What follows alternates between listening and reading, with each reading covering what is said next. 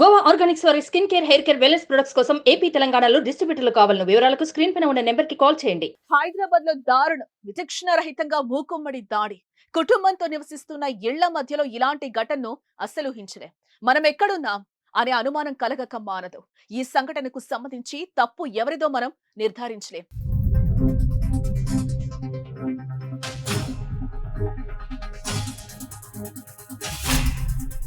కానీ ప్రతీకారం తీర్చుకునే పద్ధతి అది కాదు అని మాత్రం ఖచ్చితంగా చెప్పగలం. చట్టాన్ని మన చేతుల్లోకి తీసుకుని మనం శిక్షించే అధికారం ప్రజాస్వామ్యంలో ఎవ్వరికీ లేదు. మనకు తెలిసిన సమాచారం ప్రకారం ఇంట్లోకొచ్చిందని కుక్కపై, యజమానిపై, అతని భార్యపై ఏ రకంగా దాడి చేశారో మీరే చూడండి. మనకున్న పరిమితుల మేరకు పూర్తిగా ఈ దృశ్యం చూపించలేకపోతున్నా.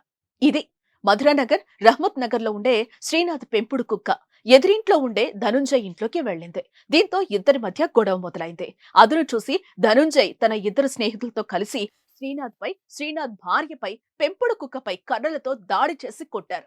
సోషల్ మీడియాలో ఈ వీడియో వైరల్ గా మారింది. ఈ దాడిలో శ్రీనాథ్, అతని భార్యతో పాటు కుక్క కూడా తీవ్రంగా గాయపడింది.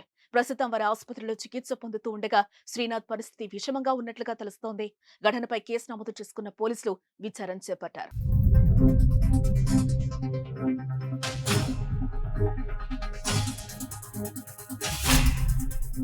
సుమన్ టీవీలో మీ పర్సనల్ అండ్ బిజినెస్ ప్రమోషన్స్ కోసం కింది నెంబర్కి కాంటాక్ట్ చేయండి.